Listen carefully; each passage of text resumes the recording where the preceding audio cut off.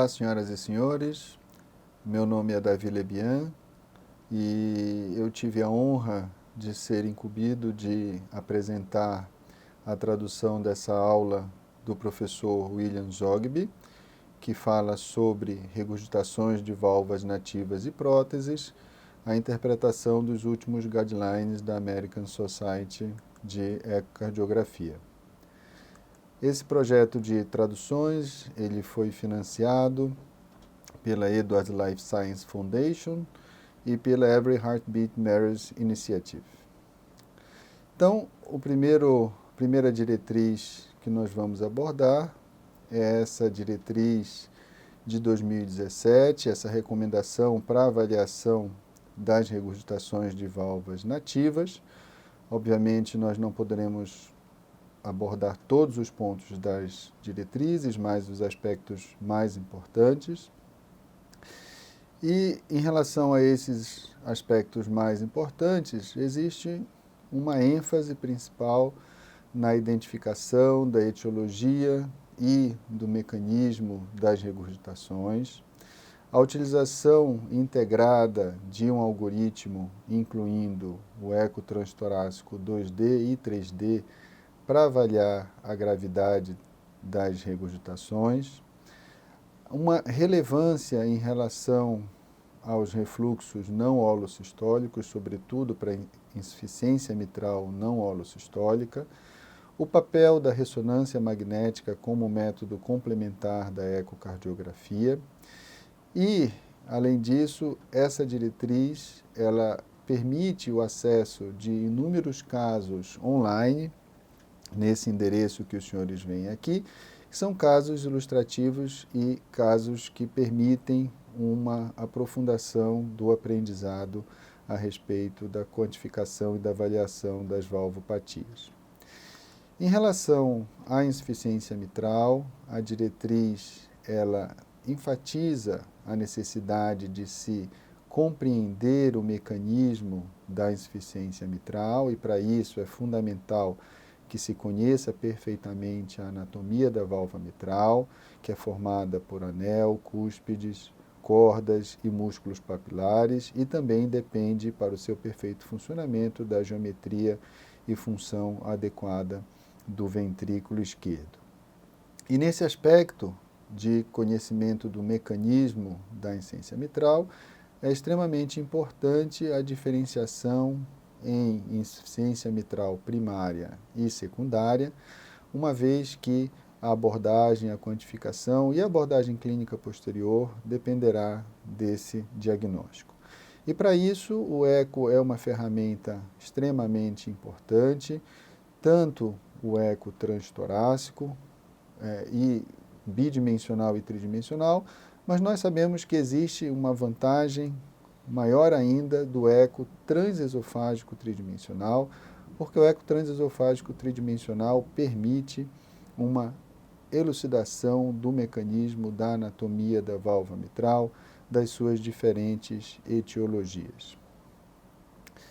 A diretriz enfatiza também que se observe todos os dados de gravidade da insuficiência mitral, observando o tamanho das câmaras, a utilização de todas as ferramentas derivadas do mapeamento colorido de fluxo, avaliação com Doppler pulsátil, o cálculo do volume e fração regurgitantes e avaliação com o Doppler contínuo, permitindo, portanto, um uso integrado de todas as ferramentas para a quantificação das regurgitações. Em relação à utilização do mapeamento colorido de fluxo, é muito importante que se procure, sempre que possível, observar os três componentes do jato, a zona de convergência, a região da vena contracta e a área de expansão distal do jato no átrio esquerdo. É fundamental que se tenha cuidado quando se observa o jato no átrio esquerdo em relação aos refluxos excêntricos, porque esses refluxos excêntricos, muitas vezes, eles não têm um jato que se expande de forma adequada no átrio esquerdo, então a utilização só desse parâmetro deve ser feita com muita cautela. É fundamental a utilização sempre que possível dos cálculos derivados do fluxo convergente, do PISA. Ele permite a obtenção do orifício efetivo de refluxo e do volume regurgitante. A diretriz sempre estimula que se utilize esse método sempre que possível, mesmo que seja de uma forma semi-quantitativa. Então, mesmo que você não faça o cálculo do volume e fração regurgitante, mas a utilização das técnicas derivadas do fluxo convergente podem lhe ajudar a ter uma ideia a respeito do grau da insuficiência mitral. Obviamente, a diretriz enfatiza as limitações desse método, as suposições que existem sobre a geometria hemisférica, o fato do orifício de refluxo poder ser subestimado na insuficiência mitral secundária, o fato de ser um método menos acurado em jatos excêntricos e um cuidado muito importante, isso é um dado muito importante, um cuidado quando você está diante de um refluxo que não é holossistólico. Esse é um dado muito importante. Muitas vezes o refluxo não é holossistólico, ele pode ser, como no prolapso valvar, só telesistólico e na insuficiência mitral, muitas vezes funcional, ele é só protossistólico. E nesses casos é importante que se tenha muito cuidado, porque refluxos que são só telesistólicos não terão certamente o mesmo volume do que refluxos que são holossistólicos. E nesse caso, a diretriz enfatiza que você deve evitar a utilização das técnicas quantitativas, principalmente as técnicas derivadas do fluxo convergente, o cálculo do volume e da fração regurgitantes, quando você não está diante de uma insuficiência mitral que é holossistólica. Nesses casos, provavelmente, o que se deve preferir são técnicas quantitativas derivadas da utilização do Doppler pulsátil.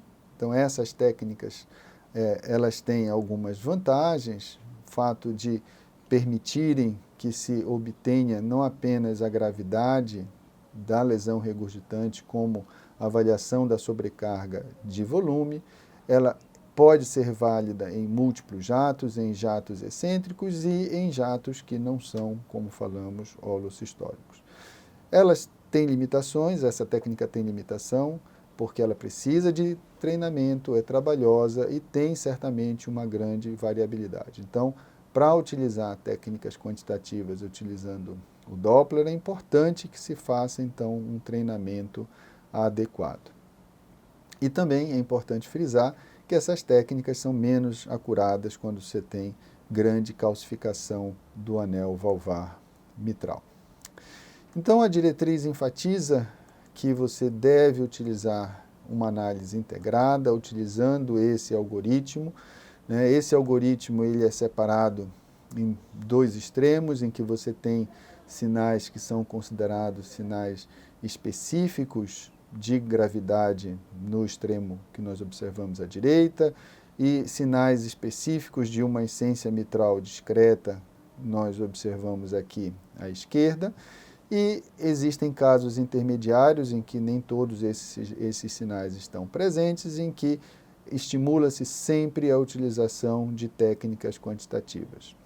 É importante frisar que o algoritmo permite o diagnóstico na maioria dos casos, mas em muitos casos o algoritmo não permite um diagnóstico preciso, e isso deve ser, então, na presença dessa dúvida, isso deve ser comunicado, então, ao médico solicitante, o fato de você realmente não conseguir, em muitas situações, o diagnóstico correto da gravidade da insuficiência mitral.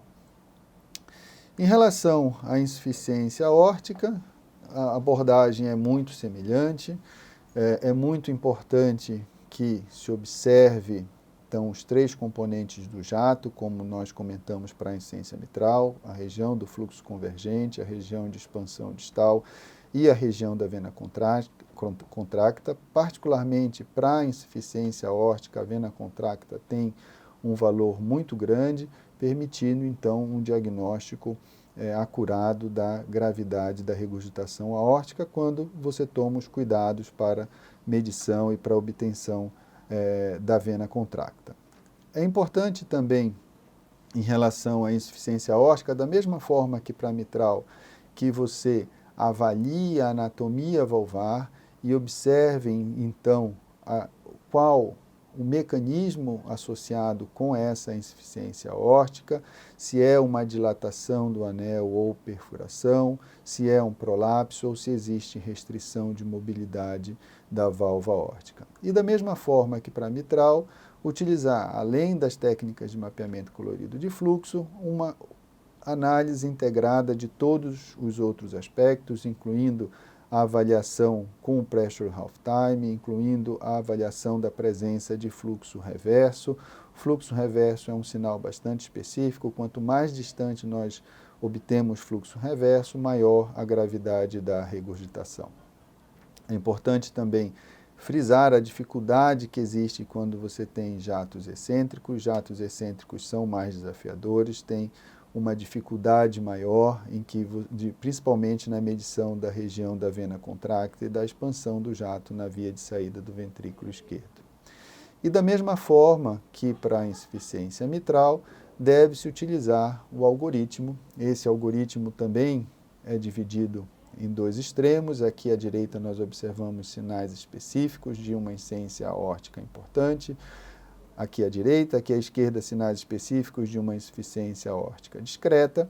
E quando você não tem mais de 4 sinais específicos, você deve sempre utilizar métodos quantitativos, né? E muitas vezes a insuficiência mitral será definida como, a insuficiência aórtica será definida como moderada. Seguindo então com a análise dos guidelines, né? O professor Zogby aborda então agora as próteses valvares. Em relação às próteses valvares, é importante que se lembre que existem múltiplos tipos de próteses valvares. Cada prótese tem uma característica específica e o ecocardiografista precisa conhecer as características específicas de todos os dispositivos protéticos para ter uma avaliação mais correta das disfunções protéticas. É importante conhecer o que é uma regurgitação normal de uma prótese valvar. Essas regurgitações normais ou fisiológicas das próteses valvares, elas irão depender do tipo de prótese. Cada tipo de prótese tem uma característica para refluxos considerados fisiológicos ou normais. E é importante também observar a presença das sombras acústicas, que muitas vezes escondem as regurgitações protéticas. Esse é um dado muito importante para próteses mitrais, quando se usa o ecocardiograma transtorácico, porque nas próteses mitrais, tanto no corte parasternal quanto no corte apical, você tem sombra acústica sobre o átrio esquerdo, o que impede muitas vezes a visualização adequada dos refluxos protéticos. Esse não é um problema para as próteses aórticas, porque a sombra acústica não se projeta sobre os refluxos protéticos quando se utiliza a ecocardiografia transtorácica. Então, o professor Zogby mostra um caso de uma prótese mecânica mitral. Aqui são as imagens de eco transtorácico, onde ele pergunta se você conseguiria dizer que existe uma regurgitação protética nesse caso.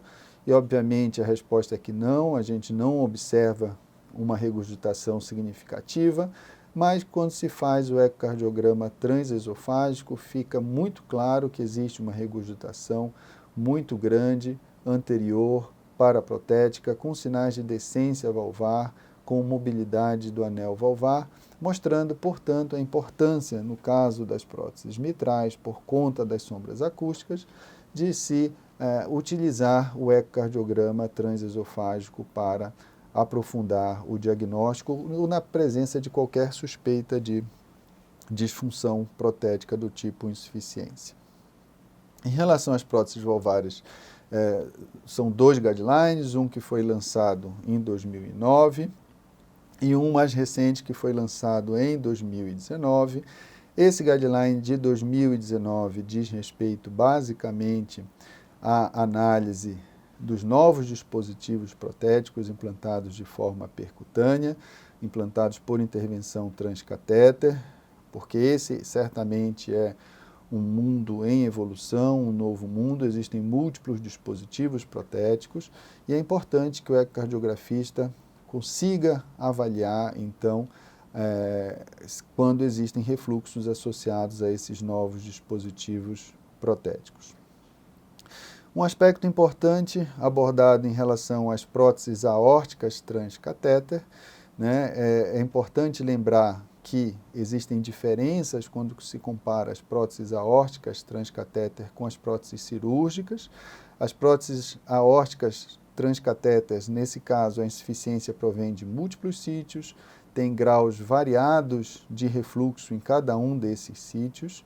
Lembrar que muitas vezes a prótese transcatéter é um aramado longo, diferentemente das próteses cirúrgicas que têm um anel valvar estreito, e isso cria um desafio adicional para se definir o sítio e o trajeto dos jatos de insuficiência aórtica. E o fato de, nas próteses transcatéter, você ainda ter a válvula aórtica nativa residual, isso pode dificultar, muitas vezes, a avaliação dos refluxos, porque cria trajetos de refluxo excêntricos e serpinginosos. Então, aqui um exemplo de refluxo em uma prótese aórtica implantada por catéter. Observem que existe uma dificuldade em avaliar esses refluxos, são múltiplos jatos, você tem um trajeto ao longo do estente protético, o que dificulta a avaliação desses refluxos. Um ponto importante que se deve ver é que sempre que possível você tem que fazer um ponto de corte o mais próximo possível da origem do refluxo, porque existe uma expansão distal desses jatos. Então aqui os senhores observam que quando é feito um corte mais na via de saída do ventrículo esquerdo, você tem um jato que parece grande, que se expande na via de saída do ventrículo esquerdo, e quando você tem aqui no corte amarelo um ponto de corte mais próximo da origem do refluxo, observa-se que é um refluxo menor. Isso é uma dificuldade desse tipo de prótese e, portanto, deve-se procurar sempre angular, fazer cortes transversos angulando, para que se observe a origem desses jatos, como os senhores observam aqui nesse corte do ponto amarelo, nas figuras B e D. A diretriz recomenda para avaliação das próteses aórticas transcatéter a utilização tanto da extensão do jato em relação ao plano transverso da prótese, quanto a medida da área da vena contracta, medida mesmo pelo eco bidimensional.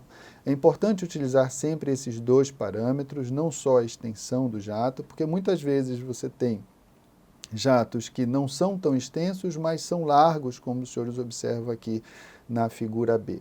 Então, sempre utilizar os dois parâmetros, a extensão circunferencial do jato ao longo do estente protético no corte transverso e a área da vena contracta, procurando, como falei anteriormente, se fazer um ponto de corte bem na origem desse jato. A diretriz também dá um algoritmo, esse algoritmo também permite uma avaliação integrada de todos esses sinais para que se faça o diagnóstico da insuficiência protética nessas próteses aórticas transcatéter. Um outro tipo de dispositivo também enfatizado nessas diretrizes é o reparo mitral tipo edge-to-edge ou mitra clip. Aqui também existe uma série de cuidados para que se consiga avaliar a gravidade do refluxo mitral após implante desse tipo de reparo, do mitra clip.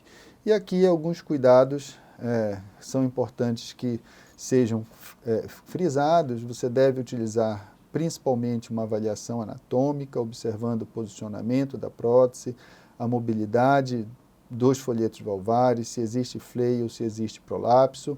Em relação à utilização do Color Doppler, é importante enfatizar que o cálculo do PISA não tem validação após mitra clip, então você deve fazer outras análises, incluindo basicamente a medida da área da vena contracta 3D. mas não deve utilizar os cálculos derivados do PISA. Pode utilizar a avaliação do fluxo venoso pulmonar, pode fazer uma quantificação volumétrica utilizando o Doppler pulsátil para cálculo do volume e fração regurgitante e também observar o padrão de Doppler contínuo. Então aqui um exemplo, né, em que se observa aqui uma regurgitação após implante de mitraclip. Observem aqui então a medida da área da vena contracta tridimensional e a avaliação do padrão do fluxo venoso pulmonar, né? Como você observa aqui, na presença desse refluxo significativo, um fluxo sistólico reverso, e após o implante de um segundo clipe, você observa a diminuição da área da vena contracta tridimensional e a presença de um fluxo sistólico bem mais proeminente, mostrando então a redução da regurgitação mitral. Mostrando então, enfatizando que os cálculos derivados do PISA, os cálculos derivados do fluxo convergente não devem ser usados nessa situação. E também aqui é dado um algoritmo, né? A utilização desses algoritmos é muito estimulada pela Sociedade Americana de Ecocardiografia, porque eles permitem, né, sempre uma análise integrada de todos os parâmetros, uma análise homogênea entre vários examinadores.